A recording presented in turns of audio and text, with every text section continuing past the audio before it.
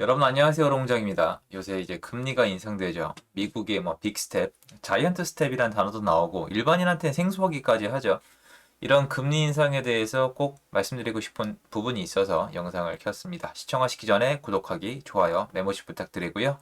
멤버십은 매주 토요일 라이브를 진행하고 있습니다. 그래프를 보면은 제가 일단 다 설명을 안 드릴게요. 여러분들이 좀 이렇게 좀 생각을 하면서 보시면 재미있을 수가 있기 때문에 하나만 알려드릴게요. 하나는 뭐냐면 이 파란색 선이에요. 이 파란색 선이 기준금리입니다. 이렇게. 지금은 기준금리가 굉장히 낮죠, 여러분. 너무 낮지 않아요? 2%가 안 돼요. 이렇게 붙어 있습니다.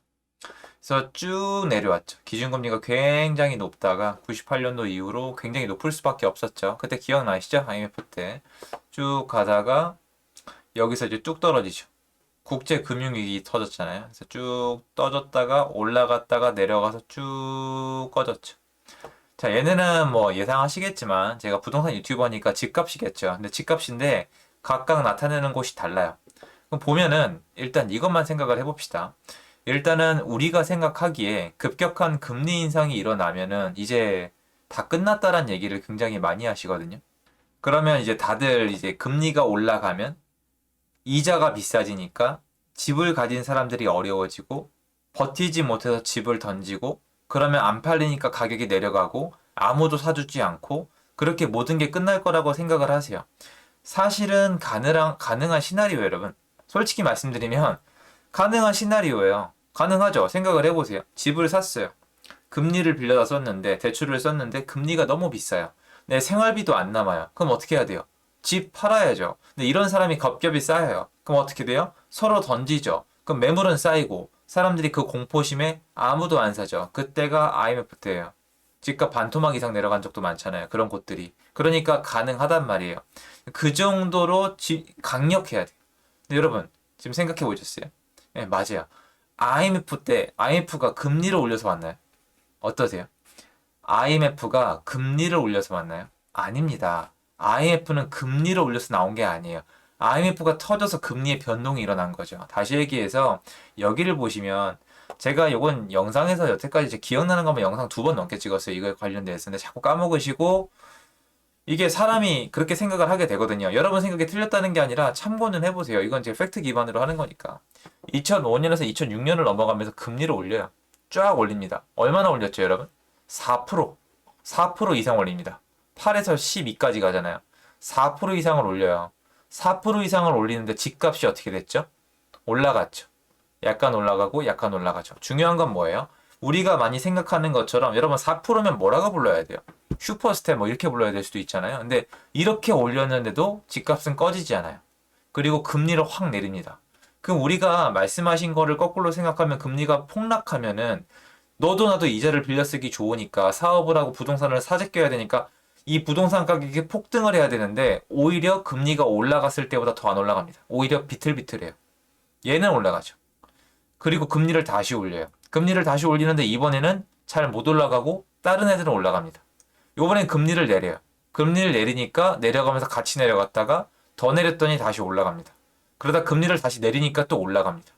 정리를 하자면 일단 빨간색으로 정리를 하자면 금리가 올라갈 때 같이 올라가고 금리가 내려가는 기간 동안에 가만히 있고 금리가 올라갈 때 약간 내려가다가 금리가 내려갈 때 다시 약간 올라가는 척 하다가 다시 올라가다가 살짝 올라갈 때 같이 올라가다가 금리가 내려갈 때 다시 올라갔죠. 제가 저번 영상이랑 똑같이 말씀드릴게요. 제 얘기 되게 어지러우시죠? 네, 맞아요. 연관성이 없거든요. 여러분이 어떤 이유를 생각하실지 저도 알아요. 사람은 망각의 동물이에요. 케네스 로고프가 쓴 책 있지 않습니까? 이번엔 다르다? 이번엔 달라요. 이번엔 심각해요. 여러분 주로 사람들이 왜 웃기냐면은 저도 마찬가지고요. 남의 일 얘기할 땐 되게 쉬워요. 야, 너 그렇게 하면 안 돼. 연애는 어떤 사람이랑 해야 돼. 결혼은 어떤 사람이랑 해야 돼. 취업은 어떻게 해야 돼. 남 얘기할 땐 쉽고 남에 대해 평가할 땐 너무 쉬워요. 쉬운 정도가 아니라 거의 하나님 수준이죠. 마음대로 떠들어요. 자기 일은요. 헉헉대죠. 원래 그래요. 무슨 말이냐면 옛날 일이나 책에서 읽었던 사건이나 내가 직접 겪지 않은 사건은 쉬워 보여요. 망각하고 가볍게 여겨요. 그런데 내가 지금 경제활동을 하고 계시면은 지금 이 금리의 변동이 굉장히 심각하게 느껴지시는 거예요. 이건 맞아요. 그게 리얼한 거고 그런 경험이 쌓이는 게 맞는데 여러분 이 순간순간 다 누군가는 살아갔고 우리 선배님 세대는 실제로 여기서 피부로 느꼈고 누군가는 죽어갔고 누군가는 성공했을 거 아니에요. 그 하나하나의 1년 1년의 세월이 담겨 있는 거예요. 2005년도부터 지금 17년입니다, 여러분. 17년 동안 17번 동안 누군가는 망하고 누군가는 성했어요. 근데 그때마다 이분들은 실제 피부로 와닿았단 말이에요. 그런 금리 인상이에요. 이건 아셔야죠. 근데 올라갈 때 이게 여러분 보시면 뭐냐면은 이 서울이랑 광역시랑 지방이거든요. 서울광역시 지방을 나타낸 거예요. 서울광역시 지방. 그러면은 전체적으로 놓고 보세요. 서울만 알려드리니까 저번에 야 서울 집값이니까 그런 거 아니야 이렇게 말씀하시더라고요. 근데 보면은 금리가 올라갈 때 서울 집값은 올라가고 광역시랑 지방정도 거의 가만히 있다가 내려갈 때는 이렇게. 근데 제가 이게 설명을 드릴 필요가 없는데 한번 봐보세요. 전혀 연관성이 없어요. 전혀. 그 무슨 말이냐? 여러분 저는 지금 금리가 올라가는데 집값이 더 올라갈 거라는 게 아니에요. 금리랑 집값은 직접적으로 상관이 없다는 것도 아니에요. 금리랑 집값은 직접적으로 상관이 있던 적이 없다는 얘기를 하고 싶은 거예요. 한 번 더 말씀드릴까요? 저는 금리랑 집값이 상관이 없다는 얘기를 하려고 방송을 킨 게 아니고요.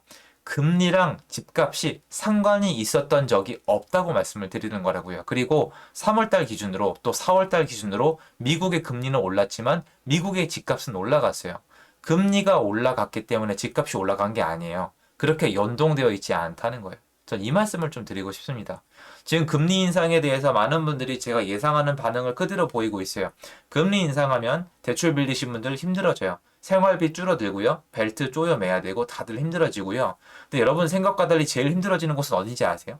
기업이에요. 국가도 아니고 개인도 아니라 기업이 제일 힘들어집니다. 특히 돈을 못 벌고 있던 기업은 무너져요.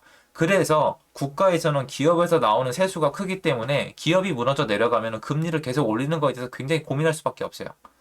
한국은 대기업을 중심으로 돌아갑니다. 그렇기 때문에 국가가 금리나 환율에 대해서 신경을 쓸 수밖에 없지만 개인도 중요하지만 기업에 대해서도 신경을 많이 씁니다. 물론 많은 분들의 말씀대로 지금 한국의 가계부채 굉장히 많아요. OECD 국가 중에서도 많고 전 세계적으로 봤을 때도 GDP 대비 굉장히 많습니다. 많긴 많은데 연체율이라던가 아니면 담보대출의 연체율이라던가 그리고 이게 여러분 아시는 분 아시겠지만 이 대출이라는 게 이렇게 얘기하면 좀 그렇지만 대출이 얼마나 늘어나고 있는지를 좀 보셔야 됩니다. 이거는 전 학교에서 배웠던 건데 대출이 제일 안 좋은 게 대출 총량이 줄거나 그러니까 대출 총량이 더 이상 안 늘어나거나 대출 총량이 늘어나는 속도가 느려지면 좀 안 좋은 거거든요. 이게 우리가 생각하는 차이인 것 같아요. 제일 큰 차이가 저는 옛날에 공부를 할 때 어떻게 느꼈냐면은 대출을 빌렸잖아요. 그러면 이게 이상하게 들리실 텐데 대출을 빌려서 대출 이자를 갚을 때 그거는 사실상 다른 걸로 갚는 거나 다름이 없어요. 왜냐면 봐보세요. 여러분이 대출을 빌려요. 대출을 빌렸는데 내가 대출을 10억을 빌렸어요. 10억을 빌려서 뭔가 하잖아요. 그런데 여러분 스스로에게 물어보세요. 여러분 거 갑자기 10억 갚을 돈이 있어요? 봐봐요. 여러분이 집을 사는데 대출을 10억을 받았어요. 그러면 나중에 대출을 10억을 갑자기 상환을 하래요. 그러면 어떻게 하실 거예요? 집이 팔린다는 보장이 어디 있습니까? 못 갚는다고 여러분. 경매 넘어가면 근저당이니까 여러분 신용등급 바닥이고 파산이에요 일단은. 왜냐면 경매가 낙찰가가 7억에 뜨시면 어떡할래요? 무슨 말이냐면 기업도 그렇고 여러분도 그렇고 돈을 쓰려고 돈을 사용하기 위해서 대출을 받기 때문에 대출을 상환하려면 상환을 못해요 원래. 그래서 계속 이자만 내거든요. 여기서 제일 예민하게 반응하는 게 뭐예요? 만기입니다. 제가 예전에 영상에서 금리보다 만기가 훨씬 더 중요하다고 말씀드린 건 제 경험에서 나온 얘기인데 전혀 이해 못하는 분들이 너무 많더라고요. 만기가 훨씬 중요해요. 근데 이 만기 때 만기 연장이 안 되고 만기 때 더 이상 대출을 닫기 시작하면은 순차적으로 도산하는 사람들이 생겨요. 금리가 올라가서 돈이 없어서 못 갚는 사람들은 늘 있었지만 늘어날 수는 있겠지만 이거보다 훨씬 더 무서운 건 뭐예요? 만기 연장이 안 되는 거예요. 그때가 언제예요? IMF 때입니다. 이게 훨씬 더 무서운 거예요. 대출은 대출로 막게 되어 있습니다. 대출은 대출의 연속성 하에서 계속 연달아 돌아가요. 국가가 그렇게 운영을 하거든요. 그래서 여러분들은 금리가 아니라 만기 때 얼마나 많은 사람이 대출 연장을 못하는 상황이 왔는지 그리고 금융권과 기업이 얼마나 큰 부실이 일어난지를 보셔야 돼요. 가계대출이 아니라 왜 그러냐면 여러분 답이 다 나왔잖아요. IMF 때 은행이 대출 연장을 왜 더 이상 안 해줬겠어요?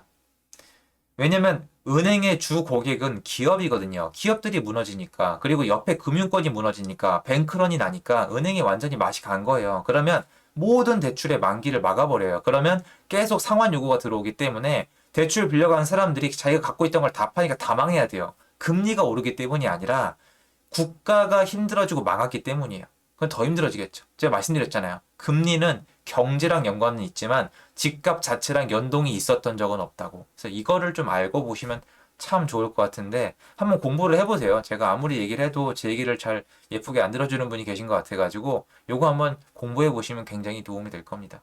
재밌게만 보세요. 그냥 정확히 얘기하지도 않았잖아요. 근데 이건 어차피 그래프는 데이터를 기반으로 한 거예요. 그래서 한번 찾아보시면은 좋을 것 같다는 생각이 듭니다. 제 영상 여기까지고요. 도움되었으면 좋겠습니다. 감사합니다.